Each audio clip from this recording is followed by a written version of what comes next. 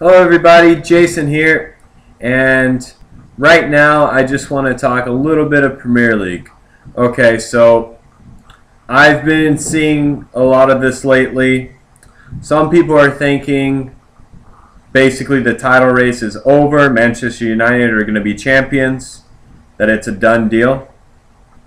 I just wanted to remind you that Manchester City are only 9 points behind, and the Manchester Derby, the second Manchester Derby of the season, is yet to happen. You cannot count City out of this title race yet.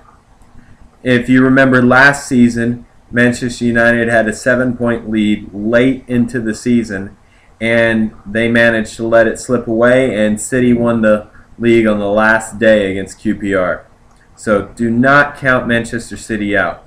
Okay, so now we're going to talk about a few things, why this could happen, or why one of the two Manchester sides will win. I think it's pretty clear that it's going to be either City or United. It's just which one. Okay, so start out, we'll talk about Manchester United.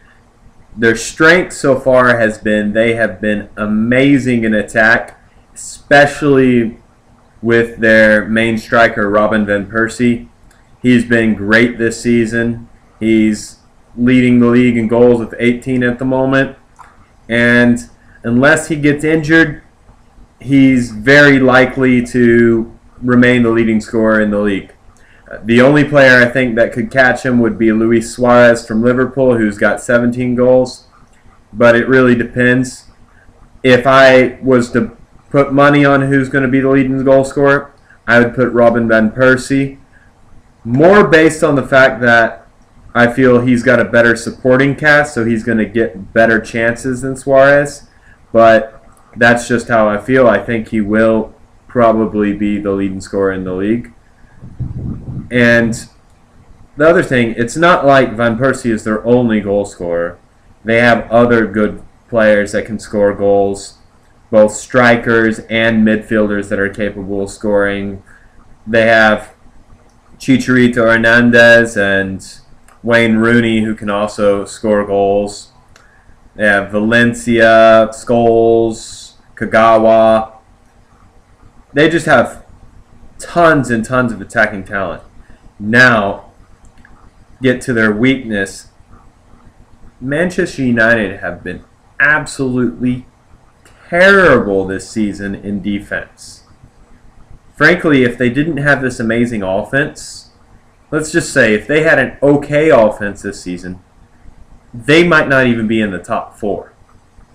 Their defense has been terrible, and it starts with their goalkeeping situation has been nuts. De Gea, I still think De Gea could become a great goalkeeper, but he hasn't been living up to his potential, and he's made some major mistakes this season. Also, United backline has struggled as well. A lot of people are putting all the blame on De Gea. That's wrong. United's backline has been poor, and they're putting De Gea under unnecessary pressure in many games. And this isn't something that's starting this year, this season. This is something that's been going on for a while. Even back when they had Edwin van der Sar, they've always put their goalkeeper under pressure by the style of play. The difference is Edwin van der Sar was legitimately one of the very best goalkeepers and most experienced goalkeepers in the world, so he could handle this. If they're going to win the league, keys for them to win the league, they must keep Robin van Persie healthy. I know I said they have other attacking talents, but if Robin van Persie goes out injured for a few games, I honestly see them struggling to score as much as they have been. As good as Wayne Rooney and Javier Hernandez are, Robin van Persie's better. Other thing, if they could shore up their backline a little bit, that would do wonders. Now, one other thing that's going to go against Manchester United right now, I mean, it's not necessarily a negative to them, but they do have a Champions League distraction. They're going to be playing Real Madrid very soon. The longer they're in the Champions League, the harder it will be to compete in both competitions. I mean, it's difficult to play midweek, then have to play on the weekend. A lot of times teams have to rest players for one or the other. The Champions League is a bigger tournament, so chances are they will be resting players in the Premier League, which could cause them to slip up. Now, that really depends how far they go. Real Madrid are a very tough task, and I'm still picking Real Madrid to knock them out, so that might actually work in their favor. All right, for Manchester City. Well, Manchester City's big problem has been being inconsistent. I think they easily have the best squad in the Premier League. They have tons and tons and tons of great attacking talent. They have a solid back line. Their goalkeeper is solid. He's not as good as some people say. Some people act like Joe Hart's one of the best goalkeepers in the world. Well, he's not that standard. He's made some very noticeable mistakes this season, but he is one of the better goalkeepers in the Premier League, and he's the best English goalkeeper at the moment. He's solid.